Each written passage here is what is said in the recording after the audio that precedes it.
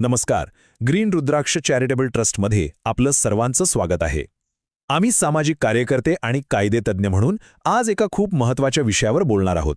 आमचा उद्देश हाच आहे की महाराष्ट्रातील प्रत्येक नागरिकाला त्याच्या हक्कांची माहिती देऊन सक्षम बनवणं. विचार करा, रात्रीचे 8 वाजलेत आणि अचानक तुमच्या दारावर थाप पडते. बाहेर पोलीस उभे आहेत. अशा वेळी घरात गोंधळाचं आणि भीतीचं वातावरण निर्माण होणं अगदी स्वाभाविक आहे. पण ह्याच अनिश्चिततेच्या क्षणी काय करायचं हेच आज आपण समजून घेणार आहोत. मग अशा वेळी आपले नेमके हक्क काय असतात? आपल्याला हे खरंच माहीत असतं का?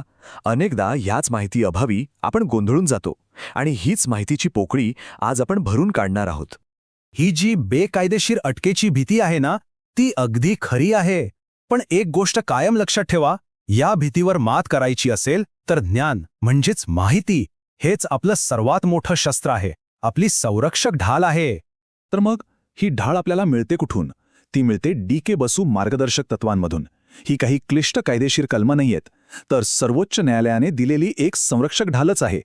डी.के. बसू विरुद्ध पश्चिम बंगाल सरकार या ऐतिहासिक खटल्यातून या तत्वांचा जन्म झाला आणि यांचा उद्देश एकच आहे: प्रत्येक नागरिकाला अटकेदरम्यान संरक्षण देणं. आता तुम्ही म्हणाल की हे सगळे 11 नियम कसे लक्षात ठेवायचे? पण घाबरू नका, तुम्हाला हे सगळेच्या सगळे नियम पाठ करायची काहीही गरज नाही.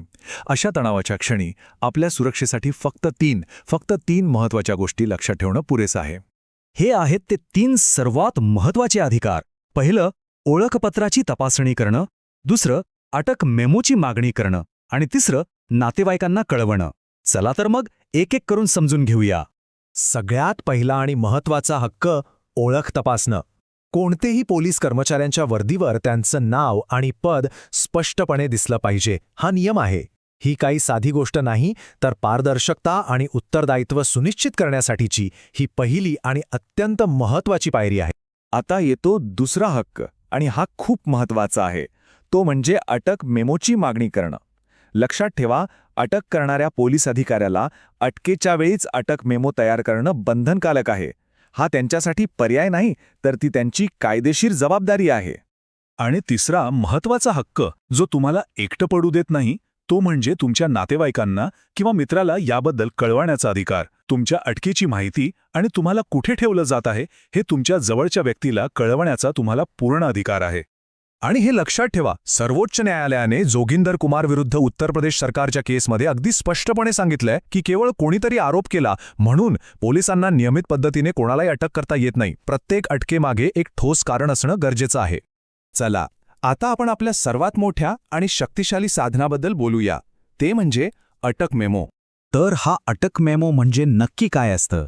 सोप्या भाषेत सांगायचं तर हा एक लेखी पुरावा आहे, जो पोलीस अटकेच्या वेळीस तयार करतात.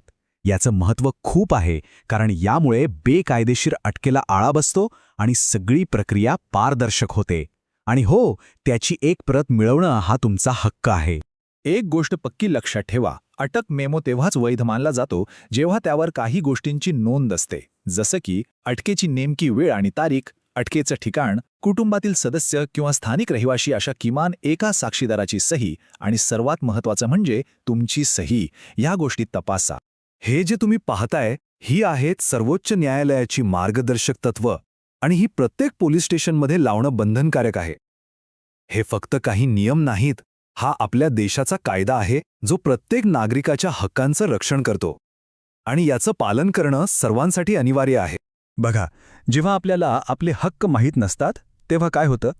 मनात भीती असते, गोंधळ असतो, असहाय्य वाटतं. पण ज्या क्षणी आपल्याला या हक्कांची माहिती मिळते तेव्हा चित्र पूर्णपणे बदलतं. भीतीची जागा आत्मविश्वास घेतो, गोंधळाची जागा स्पष्टता घेते आणि असहाय्यतेची जागा सक्षमीकरण घेतं. म्हणून आम्ही पुन्हा एकदा सांगतो, जर पोलीस दारात आले तर अजिबात घाबरायचं नाही. शांतपणे त्यांच्या ओळखपत्राची मागणी करा, अटक मेमो मागा. हा तुमचा हक्क आहे आणि तो तुम्हाला देशाच्या सर्वोच्च न्यायालयाने दिला आहे. आपले हक्क जाणून घ्या आणि निश्चिंत रहा. लक्षात ठेवा, ग्रीन रुद्राक्ष चॅरिटेबल ट्रस्ट महाराष्ट्राच्या नागरिकांच्या सोबत नेहमीच खंबीरपणे उभा आहे. धन्यवाद. या सुंदर आत्मिक प्रवासात माझ्यासोबत केल्याबद्दल तुमचे खूप खूप धन्यवाद. आणि हे ज्ञान आपल्यापर्यंत पोहोचवणाऱ्या ग्रीन रुद्राक्ष चॅरिटेबल ट्रस्टचे पुन्हा एकदा मनपूर्वक आभार. तुमचा दिवस शुभ असो.